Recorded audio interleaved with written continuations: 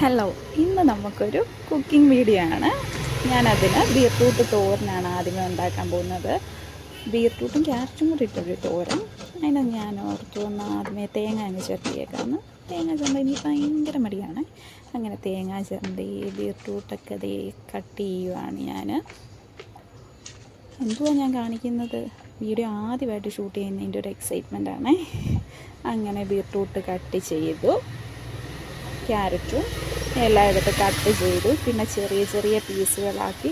അപ്പോഴാണ് ഞാൻ നോക്കിയപ്പോഴത്തേനും മുളകില്ല. പിന്നെ കാന്താരി ഇട്ട് വെക്കാൻ ഓർത്തു. കാന്താരിയുടെ ഫ്ലേവർ എനിക്ക് ഭയങ്കര ഇഷ്ടമാണ്. അങ്ങനെ നമ്മുടെ ബീറ്റ്റൂട്ടും ക്യാരറ്റും എല്ലാം കൂടെ എടുത്ത് മിക്സിക്കകത്തോട്ടിട്ട് 2 കറക്കൽ.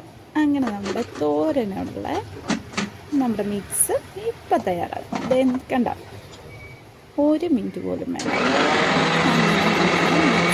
തയ്യാറായി വന്നിട്ടുണ്ട്. ഞാനൊരു പാനിലേക്ക് എണ്ണ ഒഴിച്ചു, കടുക് പൊട്ടിച്ചു. അങ്ങനെ നമ്മൾ തയ്യാറാക്കി വെച്ചിട്ടുണ്ടായി നമ്മുടെ ആ ബീറ്റ്റൂട്ടിൻ്റെ മിക്സ് തട്ടിക്കൊടുത്തു. പിന്നെ അത് മൊത്തത്തിൽ നമ്മൾ വടിച്ചിടുകയാണ് വേണ്ടത്. അതിൻ്റെ ബ്ലേഡ് എടുത്ത് മാറ്റണം, ഇല്ലേ കൈ മുറിയും. പിന്നെ ഞാനതിലേക്ക് നേരത്തെ ചിരണ്ടി വെച്ചിട്ടുണ്ടായിരുന്നു തേങ്ങ ഇട്ടു. അങ്ങനെ തേങ്ങയും ബീറ്റ്റൂട്ടും എല്ലാം കൂടി ഇട്ട് നമുക്ക് മിക്സ് ചെയ്യാം.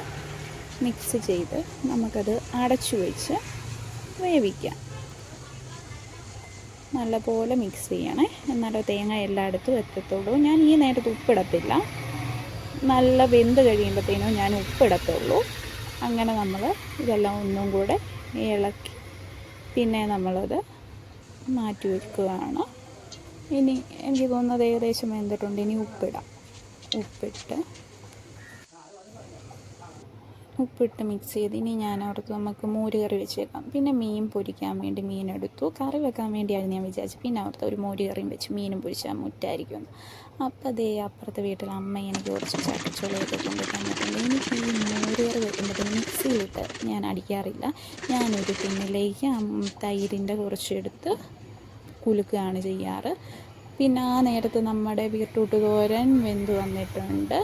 എങ്കിൽ നമുക്ക് പിന്നെ ഫ്ലെയിം ഓഫ് ചെയ്തിട്ട് അത് നമുക്ക് മാറ്റി വെച്ചേക്കാം.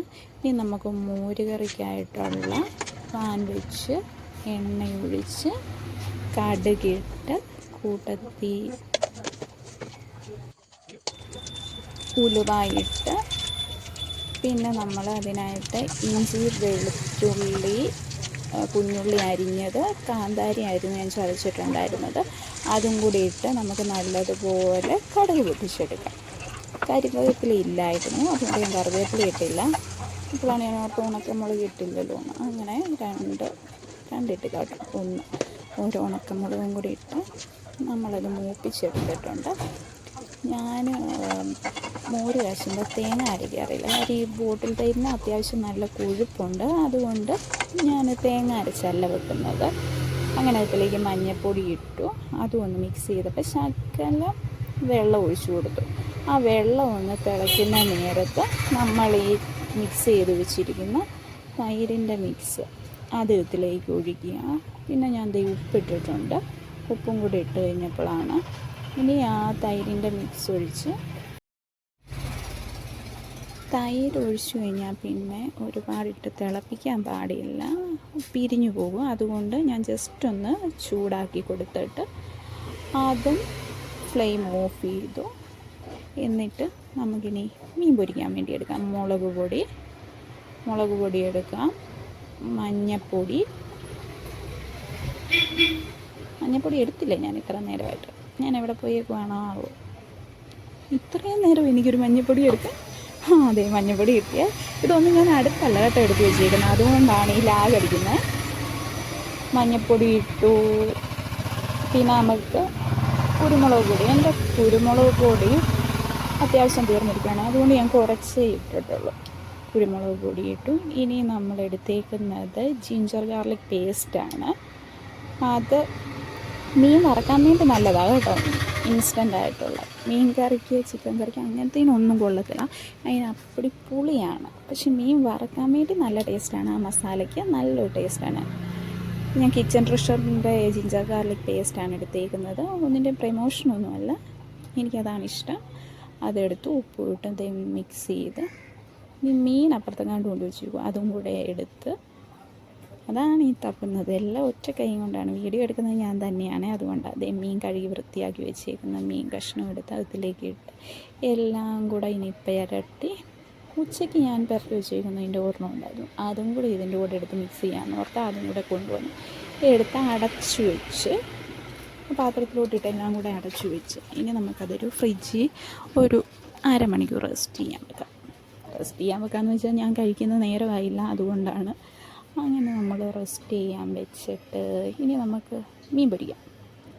അപ്പോൾ ഓർത്ത് എന്നാൽ പിന്നെ ഒരു പപ്പടം കൂടി ആയാലോ. അങ്ങനെ മീൻ പൊരിക്കുന്നതിന് മുമ്പ് ആ എണ്ണയിൽ തന്നെ 5-6 പപ്പടം വറുത്ത് അത് അങ്ങോട്ടെടുത്ത് മാറ്റി വെച്ചു. പിന്നെ ഈ തിളച്ച എണ്ണയിലേക്ക് നമുക്ക് ഈ പപ്പടം എടുത്തിട്ട് നമ്മുടെ മീനിടാം.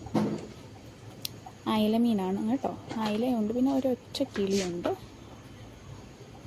അങ്ങനെ അയില മീനെടുത്ത് നമുക്ക് വറക്കാനിടാം. കേട്ടോ, സൗണ്ട് കേൾക്കാമല്ലോ നിങ്ങൾക്ക്, നല്ല സൗണ്ടാണേ. അങ്ങനെ അയില മീനും കിളിമീനും ഒക്കെ വറക്കാനിട്ടു. ഇനി ഇത് വറുത്ത് വന്നിട്ട് നമുക്ക് എല്ലാം കൂടെ കൂട്ടി ഒരു ചോറ് കഴിക്കാം. എല്ലാവരുമേ അങ്ങോട്ട് ഇരട്ടെ, ഇട്ടങ്ങോട്ട് വേവട്ടെ, എന്താണല്ലോ നമുക്ക് കഴിക്കാൻ പറ്റത്തുള്ളൂ അല്ലേ. നല്ലപോലെ എനിക്ക് അത്യാവശ്യം മീൻ നല്ലപോലെ മൂക്കണം. അങ്ങനെ നമ്മുടെ മീനൊക്കെ നമ്മൾ വെച്ച് നല്ല മുരിഞ്ഞ് വന്നിട്ടുണ്ട്. ഇടാൻ വേണ്ടി കരിവേപ്പില എനിക്ക് എവിടെ നിന്നാന്ന് അറിയത്തില്ല, കുറച്ച് കിട്ടിയാൽ അങ്ങനെ ഞാൻ ചോറെടുത്തു, മോര് കറി ഒഴിച്ചു. ഉച്ചക്കത്തെ മീൻ കറി ഉണ്ടായിരുന്നു, ഉച്ചക്കത്തെ കോവയ്ക്ക മെഴുക്കുവരട്ടി ഉണ്ടായിരുന്നു, പിന്നെ നമ്മുടെ ബീറ്റ്റൂട്ട് തോരൻ, ഒരു മീൻ വറുത്തത്, പിന്നെ അതേ പപ്പടം എല്ലാം കൂടെ കൂട്ടി ആദ്യത്തെ നിങ്ങൾക്ക് വന്നിട്ടുണ്ട് കഴിയും. പിന്നെ എല്ലാവരും തിന്നത് ഞാൻ മീൻ കഷ്ണത്തിൽ നിന്ന് വറുത്തത് തിന്നാം ഒരു പീസ് എടുത്ത്. ക്യാമറയൊന്നും ഞാൻ കാണുന്നില്ല കേട്ടോ, ഇത് ഫോക്കസ് ആണോ ഒന്നും. നിങ്ങൾ കഴിച്ചില്ലേ, ഇനി ഞാൻ കഴിക്കട്ടെ. ഇനി നമുക്ക് നാളെ കാണാം. ബൈ.